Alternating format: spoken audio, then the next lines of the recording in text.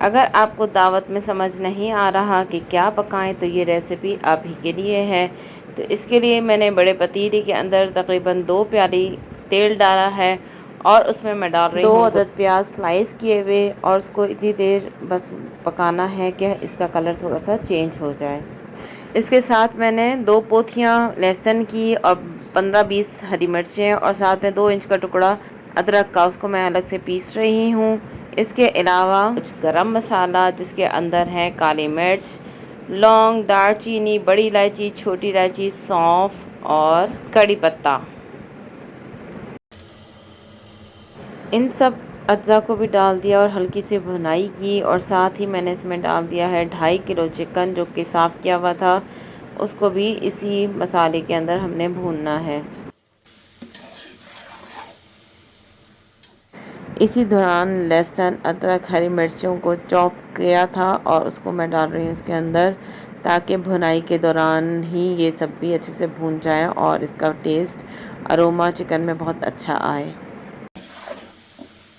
अब बारी आती है नमक की, और वाइट मिर्च डाल रही हूँ इसके अंदर। आप चाहें तो काली मिर्च भी डाल सकते हैं। तो मैंने नमक डाला है तकरीबन 2.5 टेबल स्पून मैंने डाला है इसके अंदर नमक, और इसको भी अच्छे से मिक्स कर लिया। और साथ ही डाल रही हूँ इसके अंदर टमाटर, 3 से 4 अदर टमाटर भी डालने हैं मैंने, और इसको थोड़ी सी देर के लिए दम पर रख दूँगी ताकि टमाटर अच्छे से गल जाए।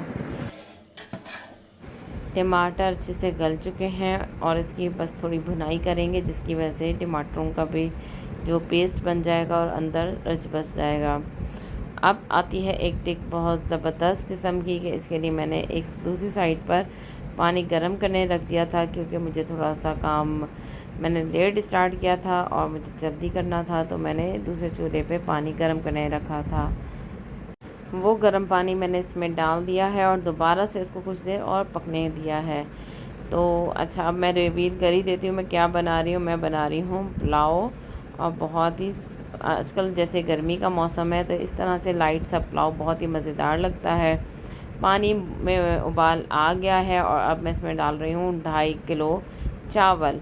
अच्छा, 2.5 किलो चावल के हिसाब से आपको इसके अंदर पानी डालना है तकरीबन 3.5 लीटर के अंदर पानी जाएगा। अगर आप ग्लास की मदद से चावल को नाप रहे हैं तो जितने ग्लास चावल होंगे उसमें उतना तो पानी जाएगा। उसके अलावा इसमें हाफ़ और जाएगा। जैसे 1 किलो चावल बना रही हैं तो इसके अंदर 1.5 लीटर पानी जाएगा। ठीक है, अगर 4 ग्लास चावल हैं तो उसके अंदर जाएंगे 6 ग्लास पानी जाएगा। ठीक है। और दूसरा तरीका क्या है पानी चेक करने के लिए, कि जब हम चावल डालेंगे ना तो इतना डिप होना चाहिए पानी के अंदर, चावल को बाहर नहीं होना चाहिए। ठीक है। अब आगे क्या करना है कि इसमें इतनी देर अब इसको ढक्कन खुला छोड़ के इसको पकाना है। इतना पकाना है कि पानी में जो है ना इसमें उबाल आ जाए और ऊपर चावल नज़र आना शुरू हो जाए। जब ये कंडीशन आ जाए कि चावल ऊपर नज़र आना शुरू हो जाए तो हमने क्या करना है, इसको ढक देना है। ढकने के बाद इसको ऊपर कोई वेट भी रख दें।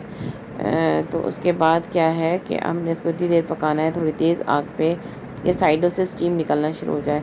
जब साइडों से स्टीम निकलना शुरू हो जाएगी तो उसके बाद हमने फ्लेम को हाफ़ कर देना है, फ्लेम को लो कर देना है, और दम वाली आग जिसे कहते हैं, दम वाली आग कर देनी है, और इसको फिर पकाना है 10 मिनट मज़ीद।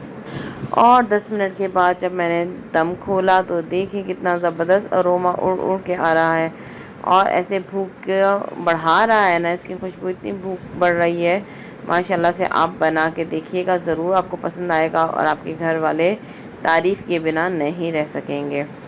तो अब मैं इसको डिश आउट कर रही हूँ, और इसको आप सर्व कर सकते हैं रायते के साथ और सैलड के साथ। इस मज़ेदार रेसिपी के साथ मुझे इजाज़त दीजिए। अपना बहुत ख्याल रखिएगा, दुआओं में याद रखिएगा। अल्लाह हाफ़िज़।